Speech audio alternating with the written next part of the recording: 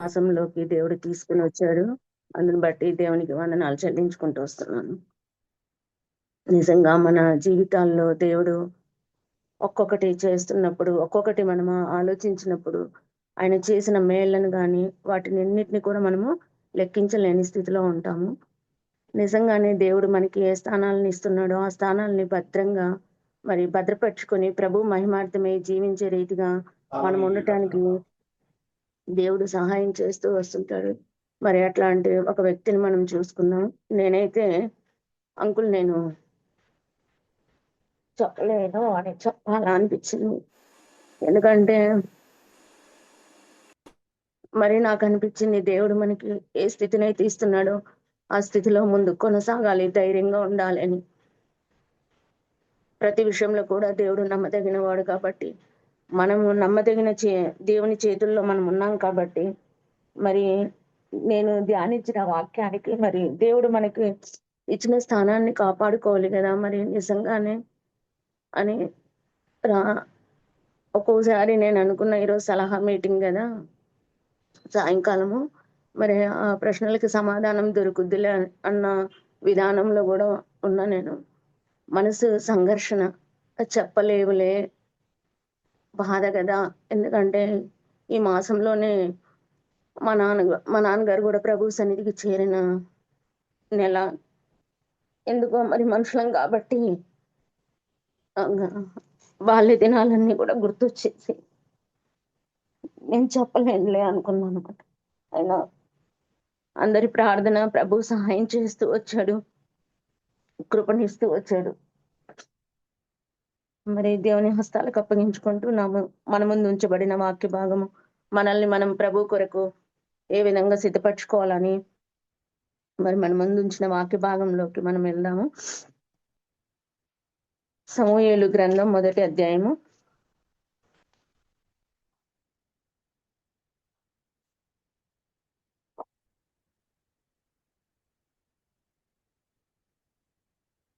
25వ అధ్యాయము.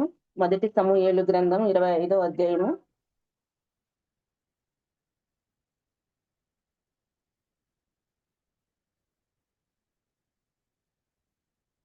43వ వచనాన్ని నేను చదువుతాను.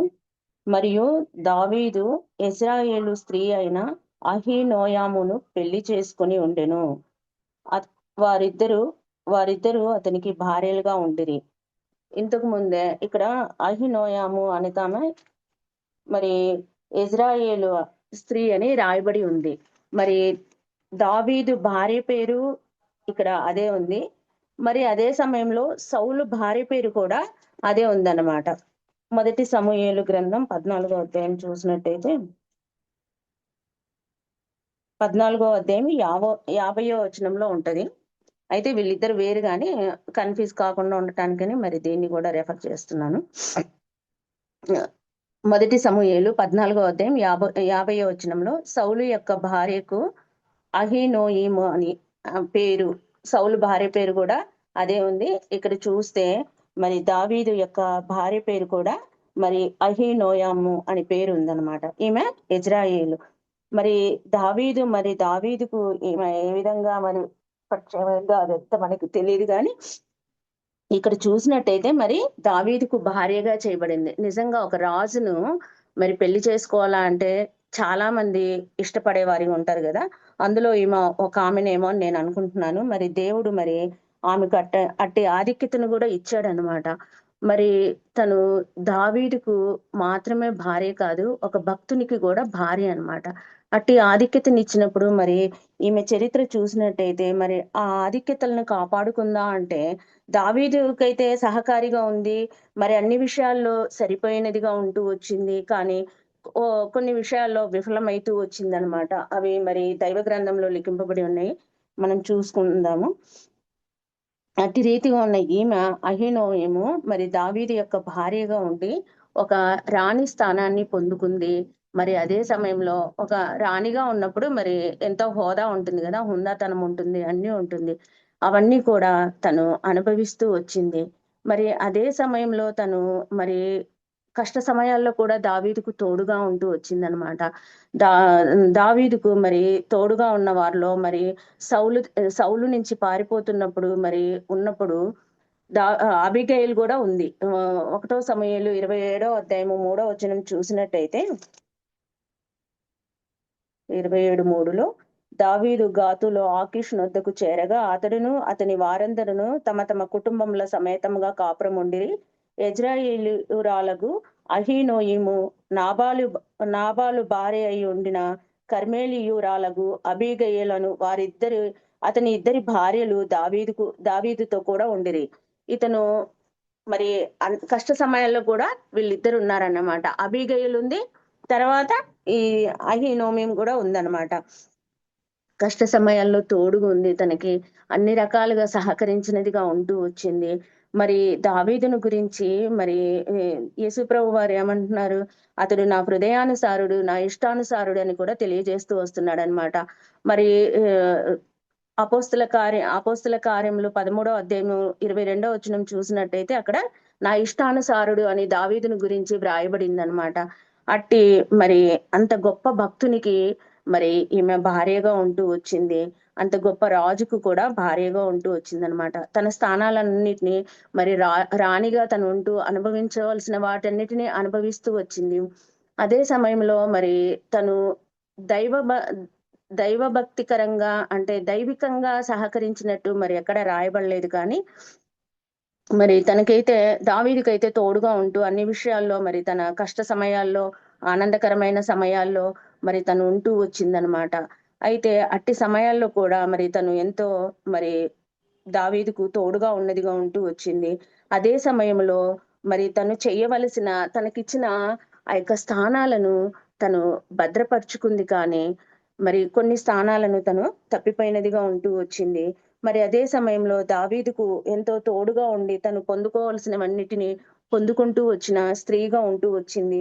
చేయవలసిన అవన్నీ చేస్తూ వచ్చినదిగా ఉంటూ వచ్చింది. కానీ మరి ఇక్కడ చూసినట్టయితే మరి తన జీవితంలో మరి దావీదుకు మరి ఇట్లాంటి కష్ట సమయాల్లో మరి దావీదుకు మరి తను ఒక ఈమె ద్వారా కలిగిన కుమారుడు జ్యేష్ఠుడని వ్రాయబడింది. 2 సమూయేలు 3 వచనం చూసినట్టయితే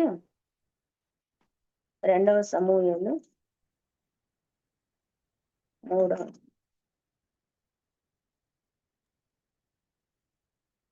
అధ్యాయం 2 వచనం చూసినట్టయితే తర్వాత సౌలు దగ్గర నుంచి ఆ యొక్క రాజ్యం తనకు వచ్చినాక హెబ్రోనులో మరి దావీదునకు పుట్టిన కుమారులు ఎవరనగా అని ఆ యొక్క దావీదు యొక్క వంశావళి రాస్తూ అమ్నోను అను అతని జ్యేష్ఠ పుత్రుడు యెజ్రెయేలీయురాలగు అహీనోము వలన పుట్టెను.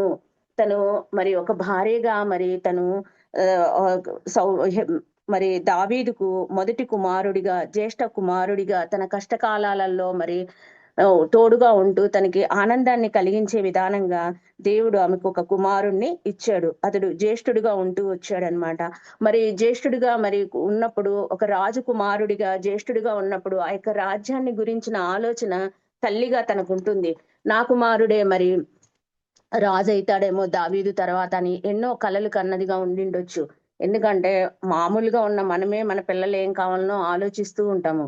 కానీ తను రాణిగా ఉన్నప్పుడు ఆటోమేటిక్ గా జ్యేష్ఠుడు అంటే ప్రథముడుగా ఉన్న వాడికే మరి అన్ని సౌకర్యాలు ఉంటాయని మరి అట్టి రీతిగా మనకు దైవ గ్రంథంలో కూడా ఉంది. కాబట్టి జ్యేష్ఠుడు అన్నిటికీ హక్కుదారుడిగా ఉంటాడు. కాబట్టి మరి అట్టి రీతిగా తను కూడా తన జ్యేష్ఠ కుమారుడైన అమ్నోను కూడా మరి ఆ యొక్క రాజ్యపాలన చేస్తాడని తను ఆలోచించినదిగా ఉంటూ వచ్చిందనమాట. అయితే ఏషావును చూసినట్టయితే కూడా ఏషావు ప్రథమ పుత్రుడు. మరి కానీ తన జ్యేష్ఠత్వపు హక్కు నమ్ముకున్న వాడిగా ఉంటూ వచ్చాడు. మరి తను ఒక పూటి కోసమే తన జ్యేష్ఠత్వపు హక్కు నమ్ముకున్నాడు. మరి చనిపోతున్న నాకు ఈ జ్యేష్ఠత్వపు హక్కు ఎందుకని. కానీ ఇక్కడ అమ్నోను కూడా మరి తన జ్యేష్ఠత్వాన్ని భ్రష్టు పట్టించుకున్న వాడిగా ఉంటూ వచ్చాడనమాట. మరి ఈమెయితే మరి అంతగా ఉన్న తాను మరి దావీదు భార్య అయిన అహీనోమి తను ఎంతగా మరి తను రాజరికాన్ని అందులో ఉన్న సంతోషాన్ని అనుభవిస్తూ వచ్చింది. కానీ మరి తన కుమారుడు తనకి కలిగినప్పుడు తను ఎన్నో మరి ఆ యొక్క దావీదు తర్వాత రాజు అవుతాడని ఆశించినదిగా ఉంటూ వచ్చింది. మరి అట్టి పరిస్థితుల్లో మరి దావీదుకు మరి సహకారిగా ఉన్న తాను తన కుమారుడి విషయంలో మరి ఎంతో నష్టాన్ని కూడా చవి చూసినదిగా ఉంటూ వచ్చిందనమాట. మరి అట్టి నష్టానికి మనము తావిచ్చే వారముగా ఉండకూడదని తెలియజేయబడుతూ వస్తుందనమాట. మరి సమూయేలు 2వ సమూయేలు 13వ అధ్యాయము 1వ వచనం చూసినట్టయితే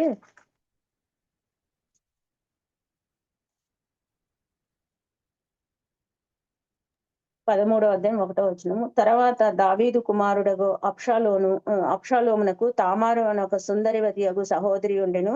దావీదు కుమారుడగు అమ్నోను ఆమెను మోహించెను. ఇక్కడ చూసినట్టయితే మరి 2వ సమూయేలు 13:1 చూసినట్టయితే చాలా భయంకరమైన పరిస్థితిని ఎదుర్కొంటూ వచ్చాడనమాట అమ్నోను.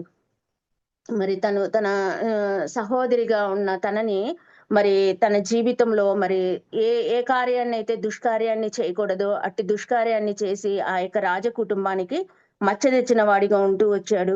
అట్టి నీచమైన స్థితిలో ఉండకూడదని మరి దేవుడు తెలియజేస్తూ వస్తున్నాడు. మరి నాకు నేను ఈ వాక్యం ధ్యానిస్తున్నప్పుడు నాకు అనిపించింది, తను మరి దావీదు యొక్క మరి రాజు భార్యగా ఉంటూ, ఒక భక్తిపరునికి భార్యగా ఉంటూ, మరి తనకు రాజరికంలో ఉన్న ఆనందాలన్నిటిని అనుభవించింది. కానీ మరి భక్తిలో మరి కుమారుణ్ణి పెంచలేకపోయిందేమో అని నేను అనుకుంటున్నాను. దైవ జ్ఞానాన్ని తనకి తెలియజేయలేకపోయిందేమో అని అనుకుంటున్నాను అనమాట.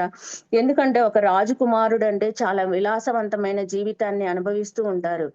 మరి అలాంటి విలాసవంతమైన అంతటిని తనకిచ్చింది. కానీ మరి దావీదు ఎలాంటి భక్తిని కలిగి ఉన్నాడో ఆ భక్తి జీవితాన్నయితే తన కుమారుడికి నేర్పించలేకపోయిందనమాట. నేర్పించలేకపోయింది. తను చేసిన ఆ చెడ్డ పనికి మరి ఇజ్రాయేలీలలో ఒక మచ్చ వచ్చిందనమాట. అట్టి పరిస్థితుల్లో మరి ఏదైతే తన తల్లి ఎంతగా దించుకోవాల్సిన స్థితికి వచ్చింది కదా! ఒక రాణిగా ఉంటూ మరి తను ఒక మంచి స్థితిలో ఉంటూ మరి దైవ సంబంధమైన భక్తిపరుడికి భార్యగా ఉంటూ, రాజుకు భార్యగా ఉంటూ, తన కుమారుడు చేసిన పనిని బట్టి ఆ తల్లి తలదించుకోవాల్సిన స్థితికి వచ్చిందనమాట. దేవుడు మనకి ఏ స్థానాన్ని అయితే ఇస్తాడో ఆ స్థానాన్ని పవిత్రంగా మనం కాపాడుకోవాలి, పరిశుద్ధంగా కాపాడుకోవాలి. ప్రతి స్త్రీకి కూడా తల్లిగా ఉంటుంది, చెల్లిగా ఉంటుంది, భార్యగా ఉంటుంది. ప్రతి స్థానం ఉంటుంది గదా! ఆ స్థానాలన్నిటిని మనము భద్రపరచుకోవాలి. ఎట్లా అంటే మామూలుగా మనం భద్రపరచుకోవాలంటే భద్రపరచుకోలేము. లోక జ్ఞానంతో భద్రపరచుకోవాలంటే భద్రపరచుకోలేము. దేవుడిచ్చిన దైవిక జ్ఞానం మనం కలిగి ఉన్నప్పుడే వాటిని మనము భద్రపరచుకోగలుగుతాము. ఆ స్థానాలను ఫుల్‌ఫిల్ చేయగలుగుతాము. కానీ లోకానుసారంగా జీవించినట్టయితే దేన్ని కూడా మనం చేయలేమనమాట. మనం చేయటానికి మనుష్య మాత్రులం కాబట్టి మనం ఎవరి మీద ఆధారపడాలంటే దేవుణ్ణి నమ్మిన మనము దేవుని మీద ఆధారపడుతూ ప్రతి పరిస్థితిలో కూడా ప్రభువు సహాయాన్ని కోరుకుంటున్న వారముగా ఉండాలి. దేవునికి అప్పగించినప్పుడు దేవుడు మనకి అట్టి జ్ఞానాన్ని ఇస్తాడు. సామెతల గ్రంథము 14వ అధ్యాయం 1వ వచనం చూసినట్టయితే అక్కడ ఉంటుంది కదా, జ్ఞానవంతురాలు తన ఇల్లు కట్టును అని. నిజంగా మరి మనము మన గృహాల్ని కట్టుకోవాలంటే మనకు దైవ జ్ఞానం కావాలి. దైవ జ్ఞానం మనకు కావాలి అంటే మనం చేయవలసింది ఏంది? మనకున్న ప్రతి పరిస్థితి గాని దేవుడు మనల్ని ఏ యొక్క ప్లేస్ లో ఉంచారో ఆ ప్లేస్ లో నమ్మకంగా ఉన్నప్పుడు మరి మనము అట్టి జయ జీవితాన్ని పొందగలుగుతాము. మనము మామూలుగా జయ జీవితాన్ని పొందాలంటే పొందలేమండి. సాతానుడు ఎక్కడ పని చేస్తాడంటే ఎక్కువగా భక్తిగా ఉన్న తల్లిదండ్రుల పిల్లల మీద కూడా సాతానుడు వాని యొక్క ప్రభావాన్ని చూపిస్తూ వస్తుంటాడు. వాళ్ళు ఉన్నారు కదా భక్తి పరులుగా, నాకెందుకులే అన్న స్థితిలో కూడా వెళ్ళిపోయే వాళ్ళు ఉంటారు. అట్టి పరిస్థితుల్లోకి వెళ్ళిపోకూడదని మన పిల్లల కోసం మనం ఎలాంటి విజ్ఞాపన చేయాలనో కూడా విలాప వాక్యాలు 2:19 ఎవరైనా తీసిన వాళ్ళు ఉంటే చదివి సహాయపడండి. విలాప వాక్యాలు 2:19.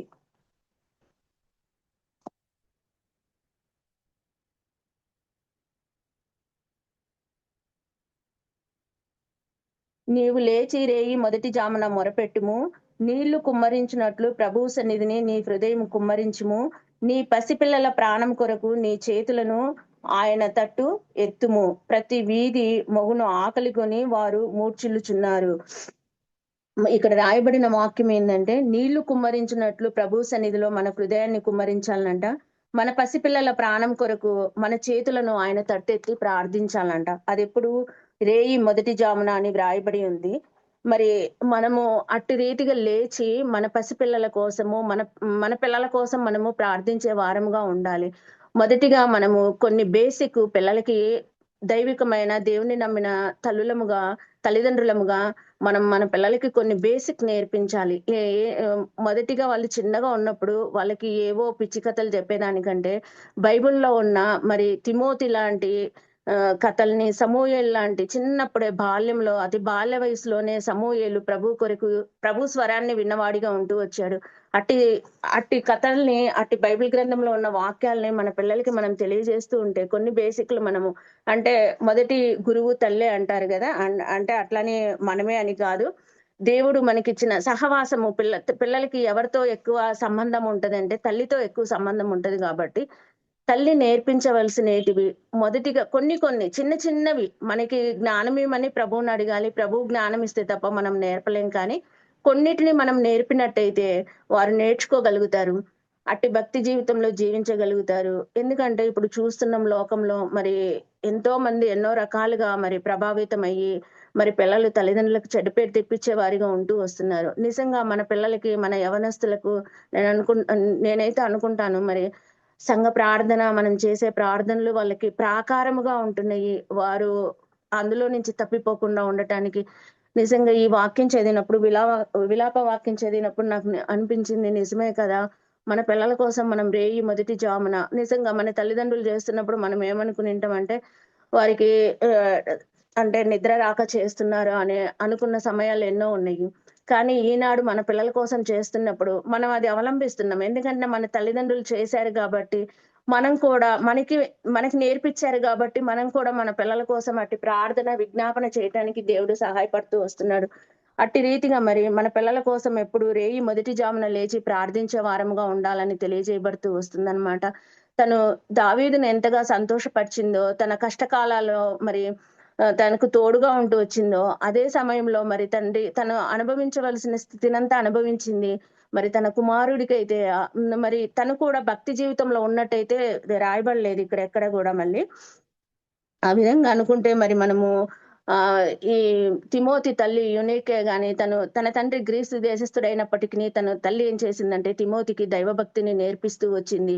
యాకోబేదు కూడా మరి తన ముగ్గురు పిల్లలకి దేవుని భక్తిని నేర్పిస్తూ వచ్చింది. అట్లా చూసుకుంటే యోసేపు యొక్క భార్య కూడా ఆసేనతు కూడా తన పిల్లల విషయంలో అట్టి రీతిగా ఉందని కూడా రాయబడుతూ వచ్చింది. తెలియబడుతూ వచ్చింది. కానీ మరి ఇక్కడ ఈమె చూస్తే ఎక్కడ కూడా అమ్నోను విషయంలో మరి తను హెచ్చరించినదిగా లేదు. మరి తనకి దేవుని గురించిన వాక్యం చెప్పినదిగా గూడా మనకెక్కడ కనపడదు. మరి అట్టి స్థితిలో మనం ఉండకూడదని దేవుడు తెలియజేస్తూ వస్తున్నాడు వాక్యాల ద్వారా. మనం మన పిల్లల కోసము రేయి మొదటి జామున లేచి ప్రార్థించే వారముగా ఉండాలి. భక్తి కలిగిన తల్లులముగా ఉండాలని తెలియజేస్తూ వస్తున్నాడు. మరి అట్టి రీతిగా మరి అబీగయలు కూడా కదా! తన భర్త మరి ప్రవర్తించిన తీరుని బట్టి దావీదును ఎదుర్కొన్నప్పుడు తను ఎట్టి స్థితిని కలిగి ఎదుర్కొందో కూడా తెలియజేయబడుతూ వస్తుంది. అట్టి జ్ఞానాన్ని సమయోచితమైన జ్ఞానాన్ని కలిగి మరి మనం ఉండాలని ఈ వాక్యాల ద్వారా దేవుడు తెలియజేస్తూ వస్తున్నాడు. మరి తనలాగా మరి ఆహ్, మనం ఉండకూడదని కూడా హెచ్చరిస్తున్నాడు. తను ఏమాత్రం కూడా హెచ్చరించినదిగా లేదు మరి. మరి ఎందు నిమిత్తము మరి ఆ విషయంలో అట్లుంటూ వచ్చిందో తెలీదు కానీ, మరి తను సమస్తాన్ని అనుభవించింది. సంతోషాన్ని అనుభవించింది. రాజరికపు ఆ రాణి యొక్క హక్కులనన్నిటిని అనుభవించింది. తన కుమారుడికైతే దైవభక్తిని నేర్పించినదిగా లేదు మరి. కాబట్టి అహీనోయము మరి అట్టి రీతిగా జీవించి, తన కుమారుడు చేసిన ఆ యొక్క చెడ్డ పనిని బట్టి తల వంచుకోవాల్సిందిగా ఉంటూ వచ్చింది. మరి అట్టి స్థితిలో మనం ఎవ్వరం ఉండకూడదని దేవుడు హెచ్చరిస్తూ వస్తున్నాడు. మరి మనము ఆత్మీయ సుగుణాలను కలిగి ఉండాలని కూడా దేవుడు తెలియజేస్తూ వస్తున్నాడనమాట. మనం అట్టి ఆత్మీయ సుగుణాలను మనము ప్రతిరోజు కూడా ప్రతి దినం కూడా కొత్తదే లైఫు.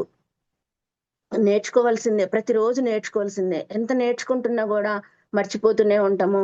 మరి తిరిగి, తిరిగి నేర్చుకోవాల్సి వస్తుందనమాట. మరి మన యొక్క కుటుంబ జీవితం కూడా పిల్లల మీద ప్రభావం చూపిస్తూ వస్తుంది. మరి సామెతలు 22:6లో కూడా అంటాడు గదా! బాలుడు నడవవలసిన త్రోవను వానికి నేర్పుము. వాడు పెద్దవాడైనప్పుడు దాని నుండి తొలగిపోడు అని. అట్టి రీతిగా పెద్దవాడైనప్పుడు తొలగిపోకుండా ఉండాలి అంటే మనము అట్టి బాధ్యత కలిగిన విధానంలో పిల్లల్ని బాధ్యత కలిగిన తల్లిదండ్రులముగా మనము చేయవలసిన కర్తవ్యం ఎంతైనా ఉంది. ఎందుకంటే మనము ఆత్మీయ జీవితంలో దేవునికి ఇష్టంగా జీవిస్తున్నప్పుడు మనం ప్రార్థించే ప్రార్థన ఎటు పోదు. మరి దేవుడు పిల్లల పైన వాటిని చూపిస్తూ వస్తాడు.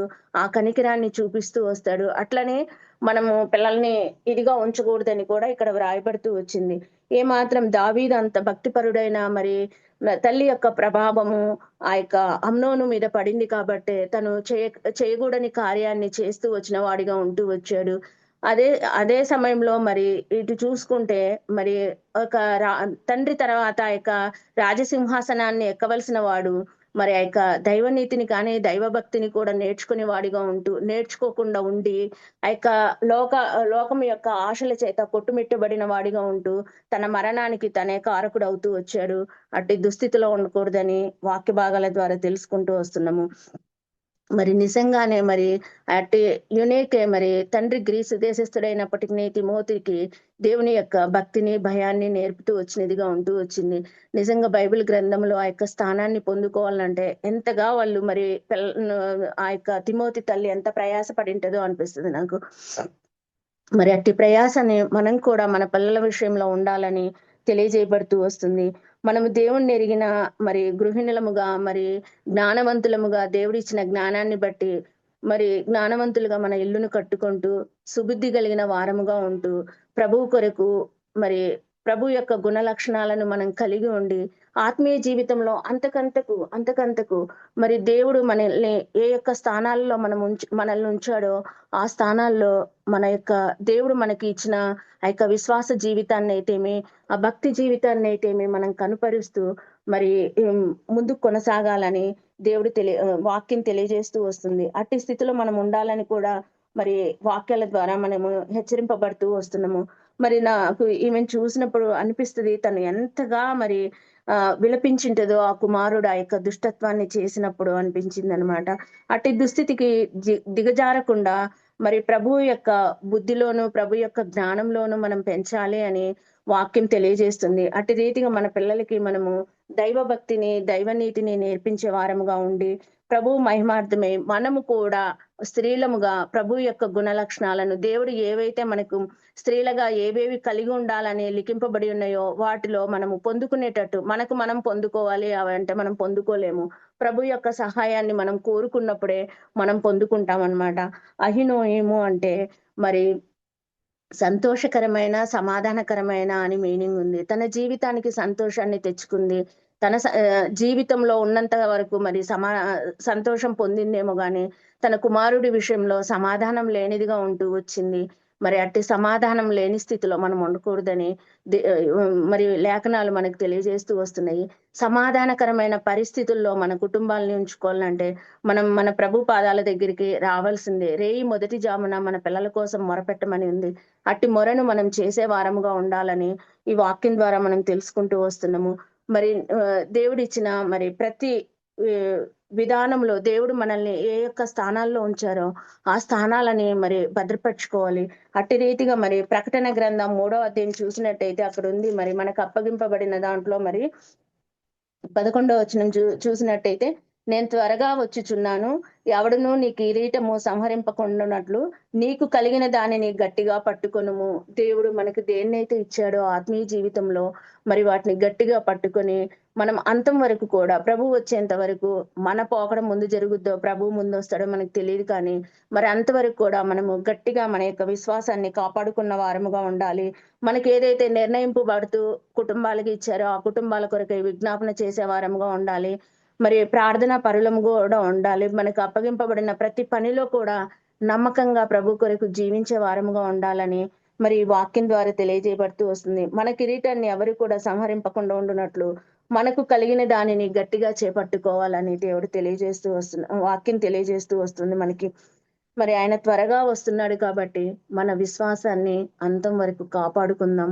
మన పిల్లల కోసము అట్టి విజ్ఞాపన చేసే తల్లులంగా ఉందాము.